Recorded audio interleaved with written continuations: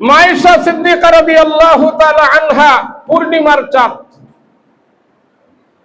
পূর্ণিমার চাঁদে মহিলা মানুষ তো হঠাৎ করে ঘর থেকে বের হইয়া মরুভূমি আকাশের দিকে তাকাইয়া তারকা চাঁদ দেখতে সুন্দর, উনি উপর দিকে তাকিয়ে আছে। কিছুক্ষণ পরে মুহাম্মদুর রাসূলুল্লাহ সাল্লাল্লাহু আলাইহি ওয়াসাল্লাম বাসায় ফিরলেন।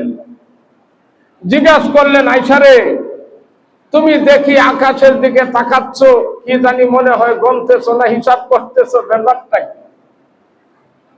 হযরতে আয়েশা সিদ্দিকা রাদিয়াল্লাহু তাআলা আনহা বলেন, ইয়া রাসূলুল্লাহ, আমি আকাশের কোটি কোটি তারকাগুলি চেষ্টা করতেছি গোনার জন্য, দেখতেছি আর হিসাব করতেছি কতগুলি তারকা আল্লাহ বানাচ্ছে।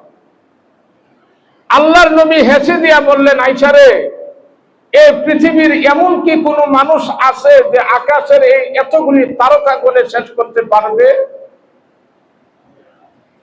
তো আয়েশা চিন্তা করলেন, একটা সুযোগ যায়, যেহেতু রাসূল বলছেন তারকাটি হিসাব করে শেষ করা যাবে না, এবার আমি কিছু প্রশ্ন করি। আয়েশা সিদ্দিকা রাদিয়াল্লাহু তাআলা আনহা রাসূলকে প্রশ্ন করেন, ইয়া রাসূলুল্লাহ, এই আকাশের তারকা পরিমাণ সওয়াব অর্থাৎ নেক আমল করেছে এমন কোন সাহাবী কি আপনার আছে? এত পরিমাণ নেক আমল, আকাশের তারকা পরিমাণ নেক আমল করেছে এমন কোন সাহাবী কি আপনার আছে? আমি একটু জানতে চাই। সাহাবাই কেরাম, রাসূলের বিবিরা এইরকমই খালি সুযোগ সন্ধানে থাকতেন কথা জানার জন্য রাসূলের কাছে। আল্লাহর নবী ডাক দিয়ে বলেন, আয়েশা, আকাশের তারকা পরিমাণ নেক আমল আমার সাহাবী হযরতে ওমর ফারুক রাদিয়াল্লাহু তাআলা আনহুর আমলনামায় আছে। আল্লাহর নবী বলেন, আমি উমরের নামটা নেওয়ার সঙ্গে সঙ্গে আমি দেখেছি আমার বিবি আয়েশার মুখটা মলিন হয়ে গেছে।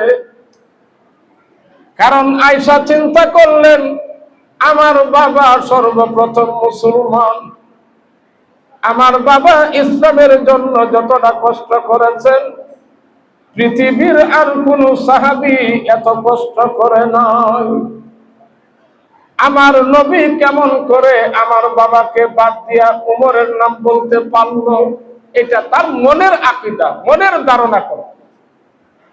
আল্লাহর নবী বলেন, আমি আয়েশার মুখটা মলিন দেখে আমি তার নিজের হাতে তোতায় হাত দিয়ে আমি আয়েশাকে মুখটা আমার দিকে ঘুরাইয়া ডেকে ডেকে বললাম, আয়েশা, আমি বুঝতে পেরেছি আমি কেন তোমার বাবার নাম স্মরণ করলাম না, সেই জন্যই তুমি কষ্ট পেয়েছো।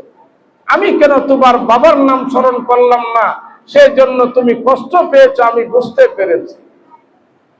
আয়েশারে হযরতে ওমর ফারুক রাদিয়াল্লাহু তাআলা আনহুর জীবনের সমস্ত জীবনের নেক আমল আর তোমার বাবার একদিনের হিজরতের এক রাতের নেক আমল যদি অপর পাল্লায় এক পাল্লায় রেখে দেওয়া হয়, উমরের গোটা জীবনের নেক আমলের চাইতে তোমার বাবার আবু বকরের হিজরতের এক রাতের নেক আমল উমরের চাইতে অনেক বেশি হবে। আল্লাহর নবীর স্ত্রী আয়েশা সিদ্দিকা রাদিয়াল্লাহু তাআলা আনহা অনেক খুশি হয়েছেন নিজের বাবার কথা বলার পরে।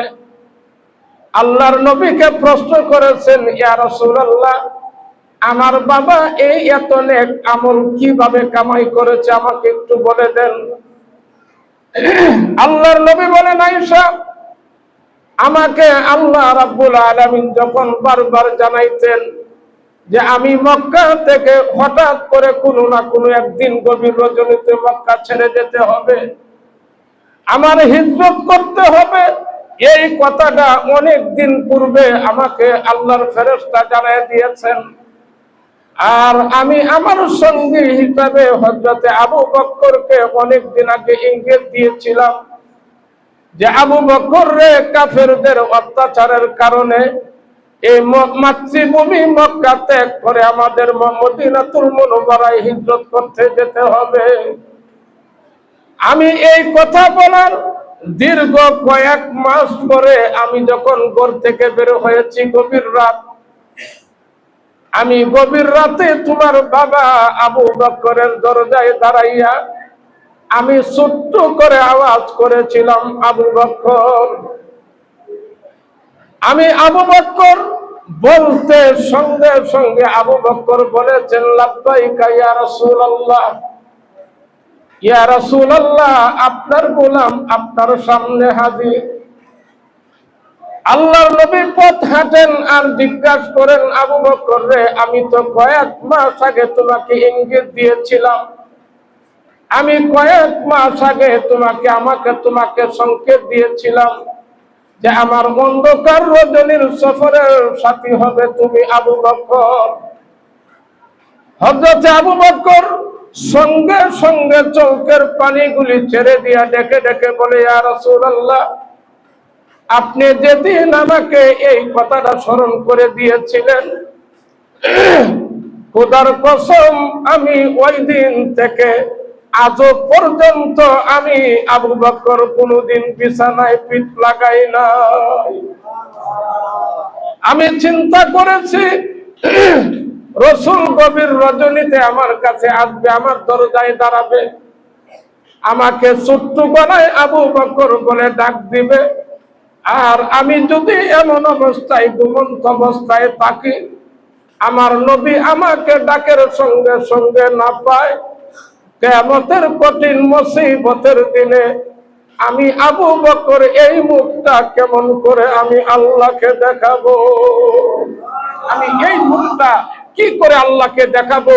সেই জন্য ইয়া রাসূলুল্লাহ, আপনি বলার ওই দিনের পর থেকে আমি আজ পর্যন্ত বিছানায় পিঠ লাগাই না। রাসূল বলেন, আয়েশা রে, তোমার বাবার ওই একদিনের মেহনতকে যদি এক পাল্লায় উঠানো হয়, আর ওমরের গোটা জীবনের নেক আমল যদি এক পাল্লায় রেখে দেওয়া হয়, তোমার বাবার একদিনের নেক আমল ওমরের গোটা জীবনের চাইতে আল্লাহর কাছে অধিক বেশি।